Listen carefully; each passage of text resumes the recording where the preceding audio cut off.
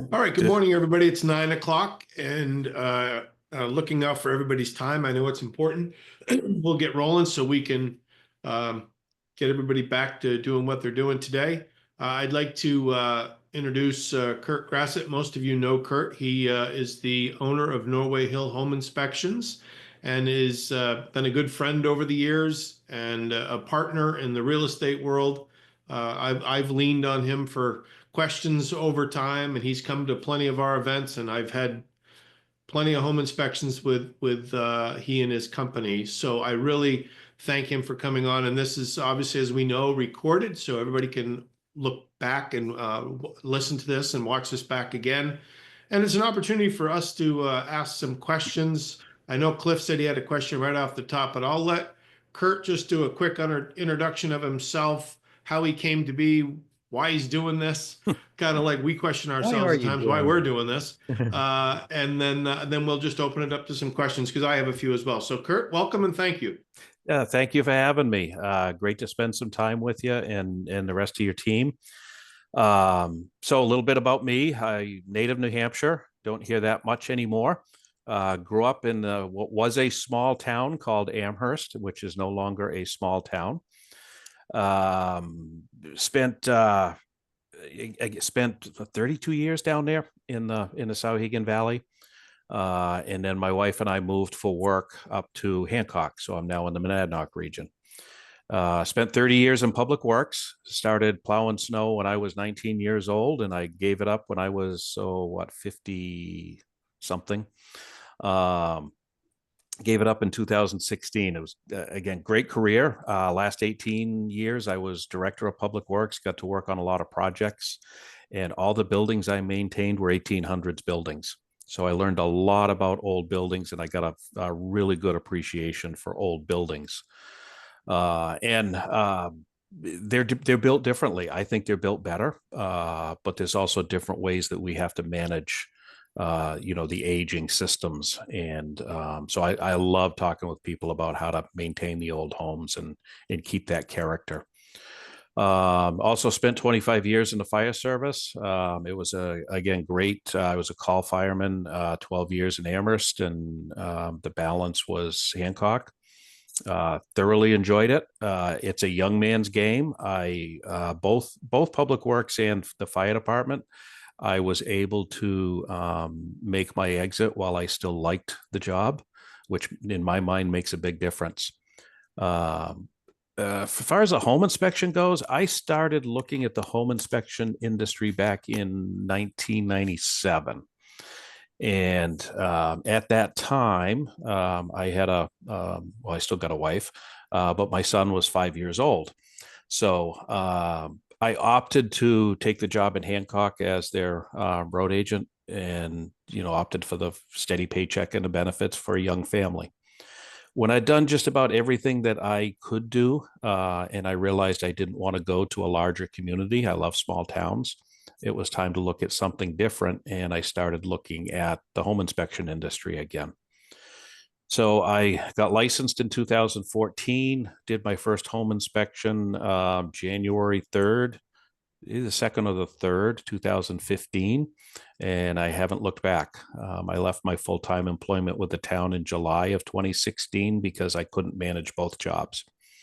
So here we are. I've got a team of 4 inspectors, and we're multifaceted, so we can do home inspections, septic evaluations, radon, water, mold, lead dust wipes. I'm a 203K consultant. We do internal chimney evaluations. So we've kind of looked at what does the industry need and tried to incorporate it in our company so that you can make one call and we can take care of everything that you need.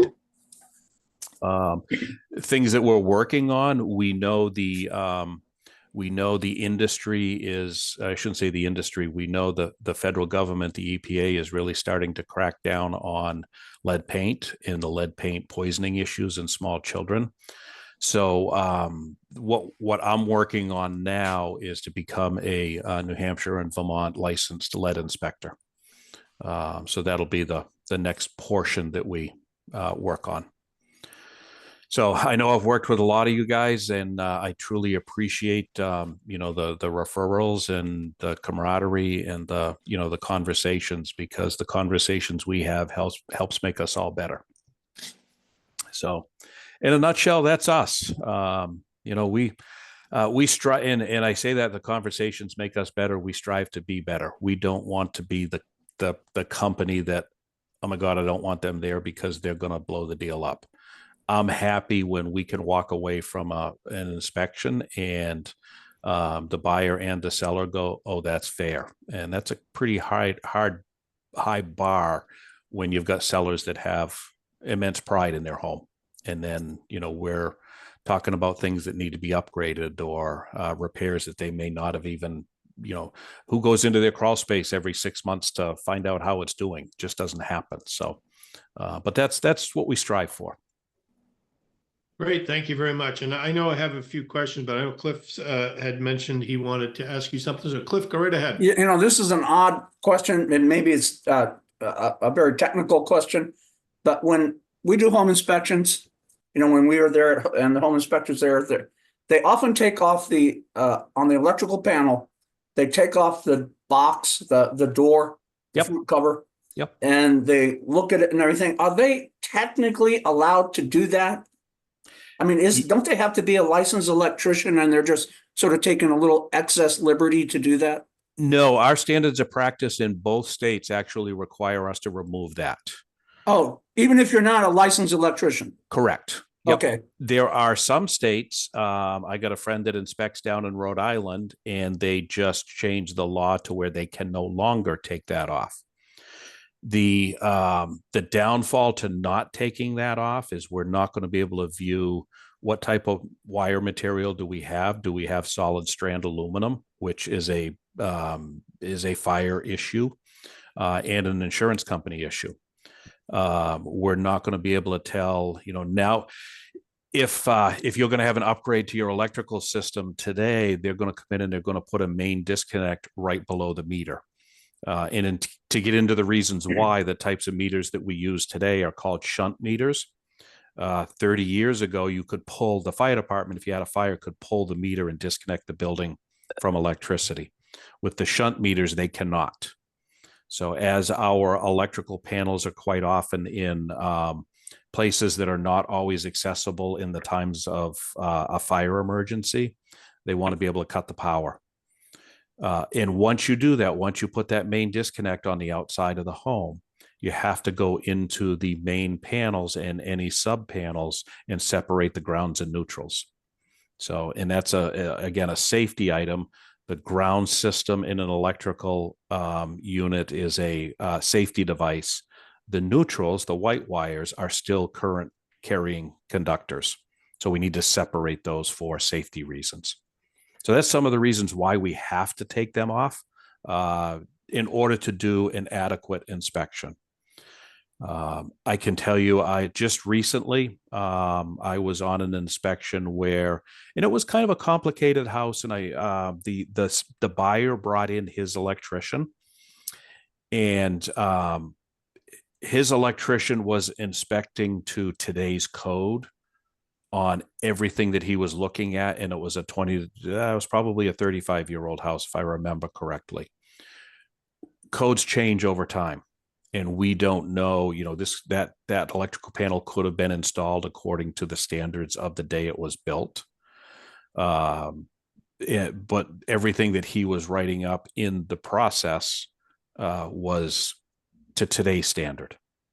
And if you take a 35-year-old house, it doesn't matter whether it's electrical, plumbing, there's going to be stuff that doesn't meet today's standard. So that is some of the difference between a home inspector and a trade, where I like to think of the home inspector as the general practitioner. We're giving the house a checkup. And if we see something that doesn't look quite right, we're going to ask the specialist to come in. I just went through with my medical doctor. I'm 58 years old. They saw something on an EKG that they wanted me to have a stress test. So I go into my doctor, $15,000 later. They tell me, oh, your heart's fine. It's not an issue. I don't go back to my doctor and say, what the heck are you doing? You know, same thing can happen during a home inspection. We can see something that doesn't look quite right to us, and the specialist comes in and says, oh yeah, that's not a problem. Or the other side of it is, oh yeah, we've got this issue, but also look over here, we've got some more issues to deal with. So those are all possibilities of bringing the going from the inspection report over to the expert, the licensed expert coming in. So that help, Cliff? Oh, yeah, that answered my question. Thanks. Good. Any other questions that anybody has before I start asking a few? I'll open it all up. All right. Don't be bashful. So I've had the opportunity to take a couple classes with Kurt here in the last month or so. That Kurt is offering a free CEUs, which is great. One of the things that I wanted to ask is, now that you guys or have been doing septic inspections, can you tell us what a septic evaluation is today? Sure. So septic evaluation, I can't remember what year it was. It was around 2018 or 19. They did require all septic evaluators to become licensed under the state of New Hampshire. So we have a standards of practice that we have to follow. So a septic evaluation consists of the inlet line. We call it the inlet line coming from the house to the tank, the condition of the tank itself, the line going from the tank to the septic field. If it's a system that has a distribution box, we're going to check that out. And then we're going to go into the septic field and try and put that in its life cycle. Some things that frustrate me in this realm, unlike in the home inspection, if I do a home inspection, I cannot work on that house for 365 days. So that takes away the ability, this is a good thing, the ability for me to say, hey, your deck needs all this work. Here's an estimate to do the work. That did not happen in the septic evaluation arena.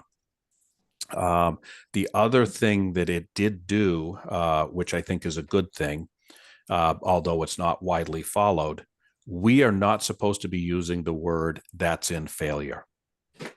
So it's the only two people in the state of New Hampshire that can fail a septic system is the health officer and the licensed designer.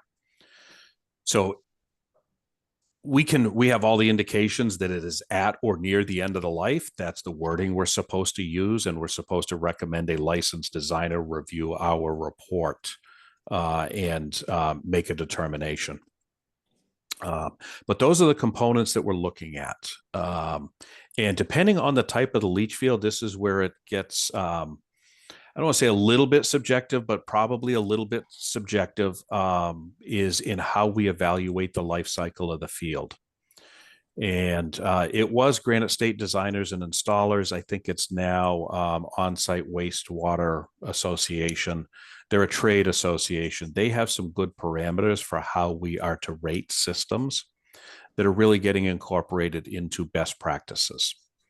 So it's taken some of that subjectivity out of it. And if you meet those criteria, you're in this life cycle. In New Hampshire, the way that the septic fields are rated is good, fair, poor, and nearing end of life. So good is as good as it gets. We can't do excellent. I always joke with this. We can't do excellent after the first flush. It's no longer excellent. But a good system is not holding water. We don't have any staining.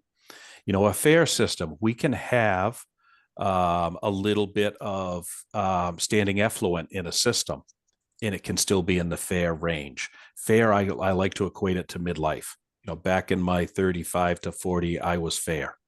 Now I'm getting to that point where I am heading towards the last 30 years or whatever they give us. So we're not in that fair range anymore. We're nearing that poor range. So that would be where we have standing effluent above, I'd say above like 50%, but we're not at the top yet. And then the nearing end of life, where we have standing effluent, we have dark staining, we're not functioning the way that it should. And I know somebody popped in with a question. Let me see if I can pull that up. So Michael threw in there, near end of its life, most septics are 30-year septics. At what year does it become near the end? Great question, Michael. We're asked this all the time. Nearing the end of its life is a function of use, not age. So we can have a system that has had very little use and be 30 years old and still rate good. We can have a system that is 10 years old, they used the wrong sand around the EnviroTube, or they put on a food waste disposal under the sink and have plugged the tank with solids.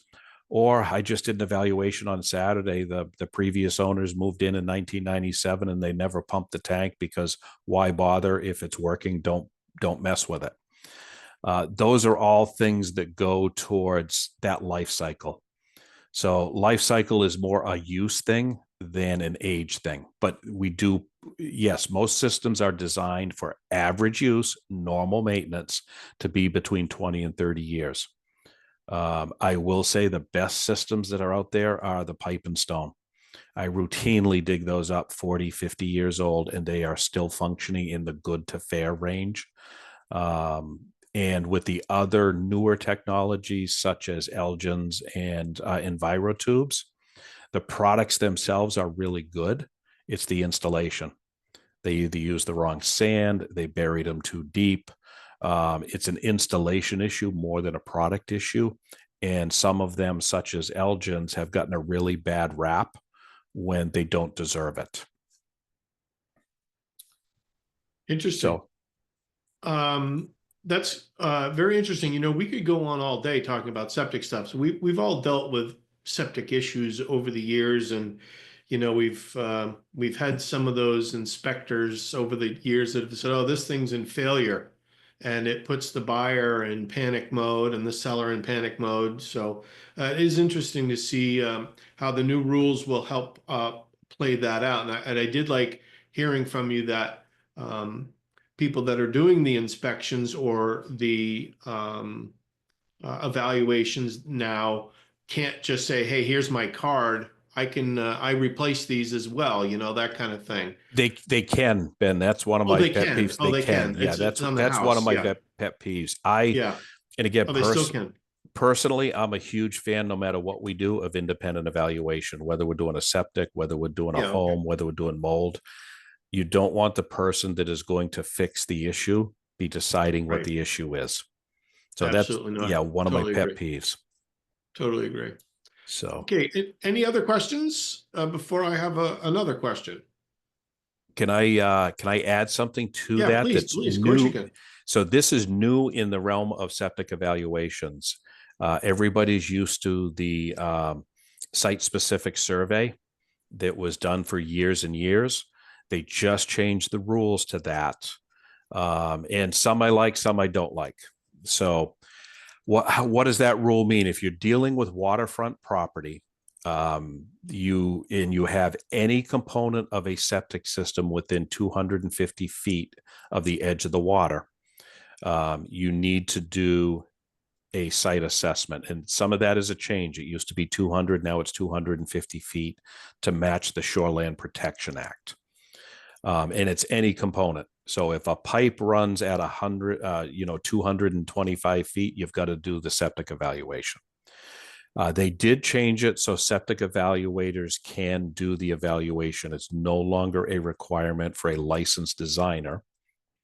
They did change who's responsible to do it. It is now the buyer's responsibility. It is not up to the seller to do it. Hey,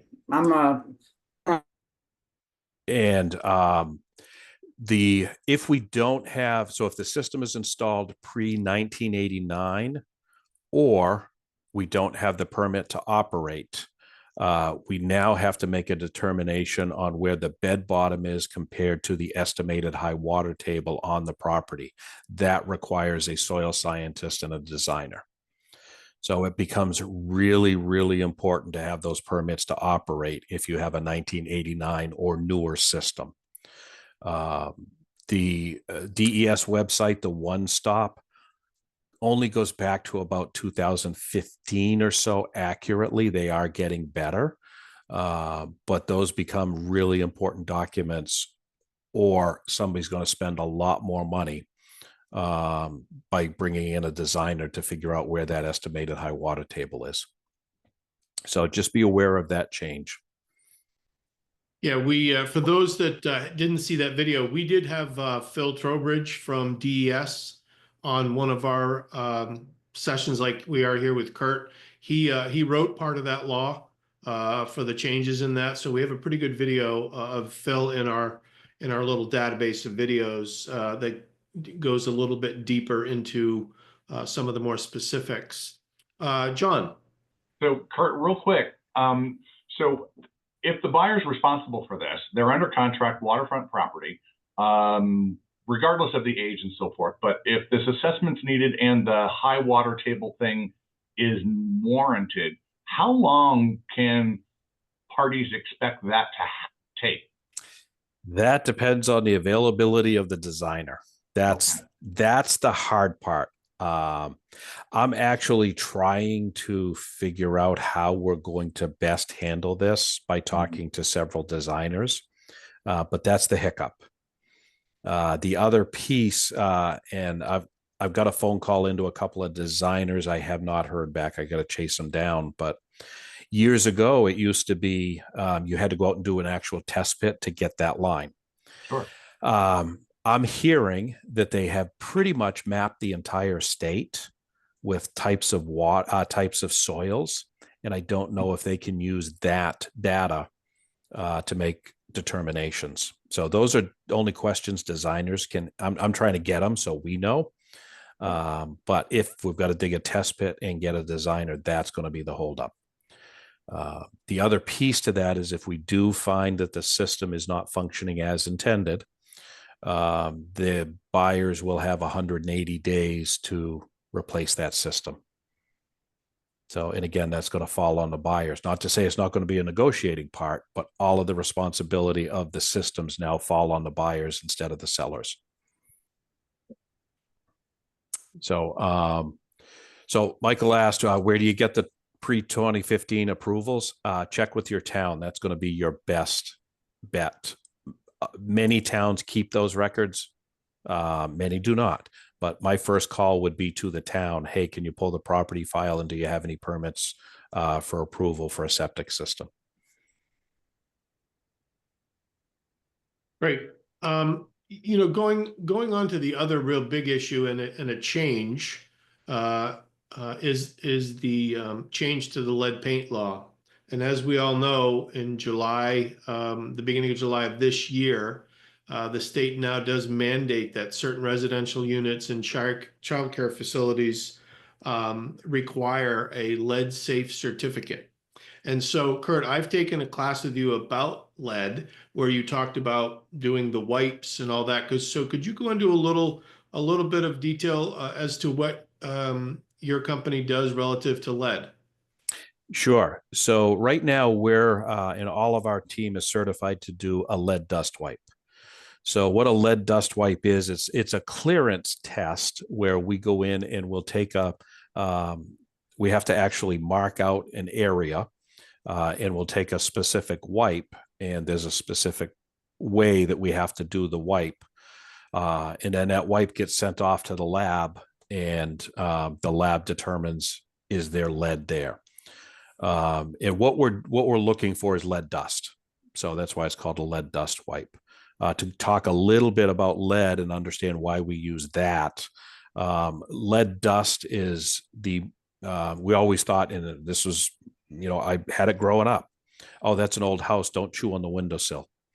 It's not the chewing on the windowsill or the lead paint chips that has actually caused the issues. It's the lead dust. And we can create lead dust if we have older windows or doors just by opening and closing them. When we do renovations, we can create that dust, and that dust can get on you and go throughout the house.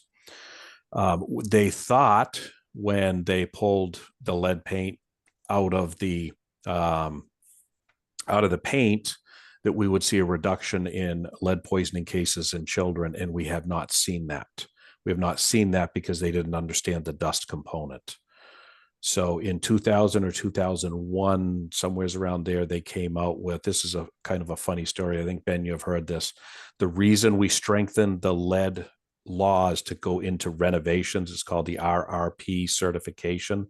So renovation, repair, and painting, was because President Bush Sr.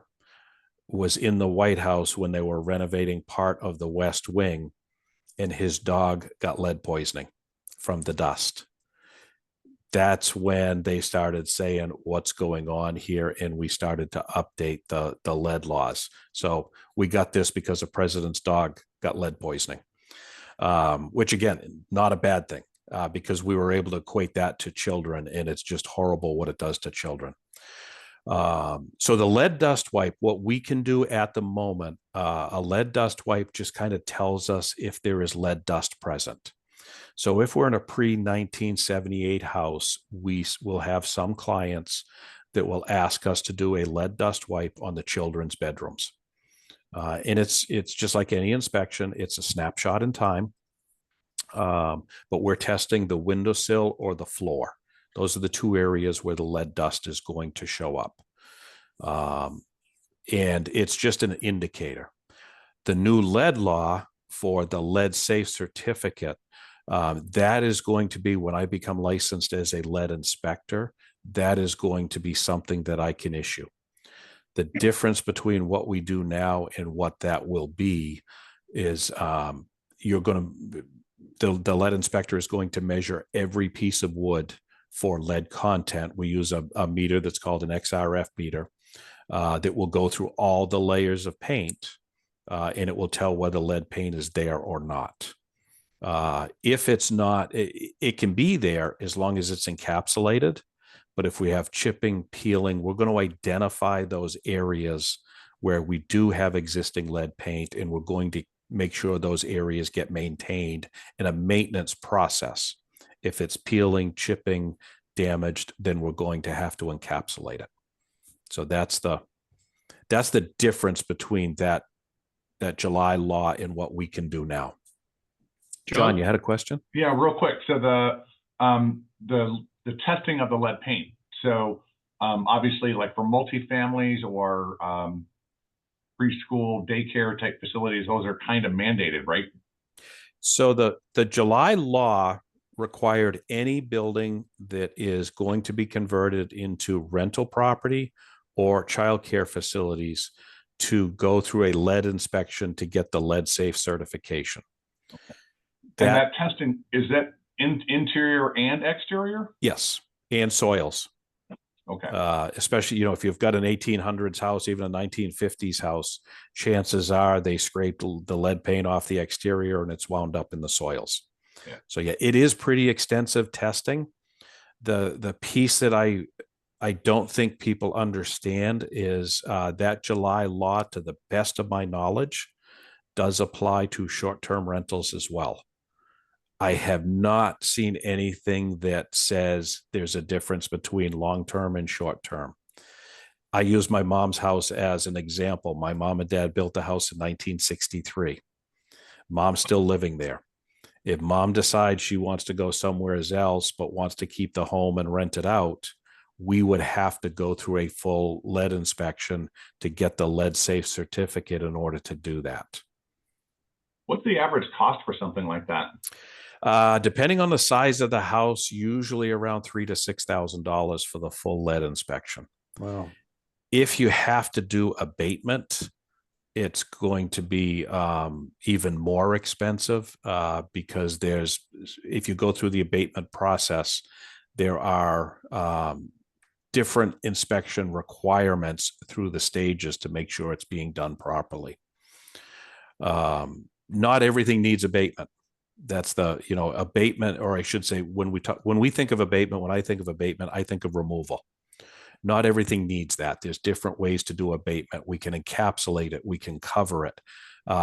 We can put some really good quality paints that prevent that from chipping, peeling, and then we have to maintain it. So there are different ways to handle that. It's not just, oh my God, we got to take everything apart. This is still with 78 and older homes. 78 and older. So if, No. Pre-78. Pre-78, yes, yes. That's what I meant. Yeah. Yeah. So if it's in the soil, how in the world do you remediate that? There's really only two ways to remediate soil. You dig it out and remove it, or there is a way that you can, I like to use this one in septic worlds, but it works in this as well. The solution to pollution is dilution. If you have the right conditions, you can amend the soil to get it below the legal limit. Wow. So, interesting little tidbit on lead. We think, okay, we removed lead from paint. We did to a certain level. In order for it to be lead paint, it has to be 0.5% by weight, which means you can still add lead to paint up to 0.49% by weight, and it is out there. We thought we were solving the lead issue when we removed lead from gasoline. I'm old enough to remember leaded gasoline. Yeah. These little single engine planes that are flying over our heads are still operating on leaded gasoline. We are still dribbling lead down upon us and into our soils because we've been taught that we took the lead out. We didn't totally take it out. In the waterworks, going back to my public works days, brass is a soft metal. It's made soft because they added lead to it. It wasn't until 2000 and something that we had to go to no lead brass in all of our fittings and connectors. We can still buy faucets and whatnot that are made overseas that don't have the same laws, and they're imported into the country, and they can have lead components in those. I've had two houses that had lead hits on a water draw, and we traced it all the way back to the faucet. Interesting. What I will say, for those of you that are not on Kurt's email list or his company's email list, I'll have Kurt give us his email here at the end. You might want to. I get his emails about some of the educational stuff that he's offering out there to all of us at no cost. I think most of them are like a 2-hour, 2-credit type of courses, so they go by pretty quick. And I've done 2 recently, and the one that I think we just had was about lead, and it was very interesting to hear exactly what Kurt's talking about, but a little bit more in depth. And the more educated we get, the better we sound when we're talking to our buyers and sellers and our value. So if you don't have a thank you, Kurt. Kurt just put his email into the chat. So you guys should copy that. And if you're not getting his emails, just shoot him an email and he'll make sure you're on there to just get on. They're all done via Zoom, and it's a great offering. So listen, it's a little bit after 9 already, 9:30 already, and I don't want to keep Kurt any more than we told him we would, but we definitely will have him back on. We only talked about septics and lead today. We haven't even really got into and electricity a little bit. We haven't really got into the house yet that much. So we might be able to do this, Kurt, often and just take one room at a time, right? Yeah. We might be able to go to the basement, the bathroom, the attic. So there's so much to talk about. But I can't thank you enough for jumping on with us today. And I know all of our agents appreciate you and your company and being a partner with us to ask questions, and you can ask questions of us, and we try to make the deals happen. And I'll thank you for that, Ben. I'll leave you with this. We thank you for the plug for the education. I love education, and my firm belief is the more information we as inspectors can impart on the real estate agents, you guys are the first line of defense, per se. The more information we can give you about what we're doing for you to transfer to your buyers before we get to the actual home inspection, the easier they are to listen and accept what we're saying. We got to hear something 7 or 8 times before it really sinks in. So you guys are as you're going through showings, you can say, oh, that boiler may be older by its looks. The home inspector may have some comments on that. That gets them ready to accept what we're talking about.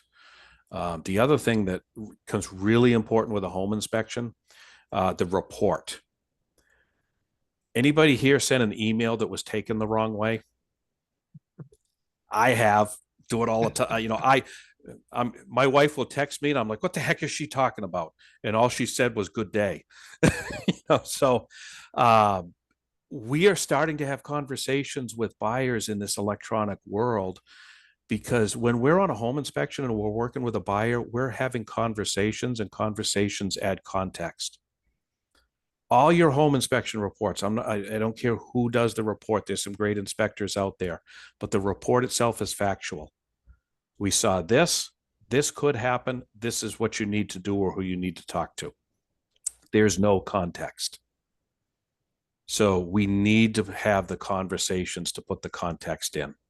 So just as a big takeaway, just realize that buyers need to understand that, have that conversation with the inspector for context, because we don't want that emotion creeping in if it's not warranted, if it doesn't belong there. Great. Well, thank you, Kurt, very much. And on behalf of my my fellow realtors here at Caldwell Banker Lifestyles, we thank you, and we look forward to having you on again. And thanks to everybody for logging on today, and we will talk to everybody soon. Thank you, guys. Thank you. Bye. Take care. Thanks Bye-bye. very much. Take care. Bye-bye.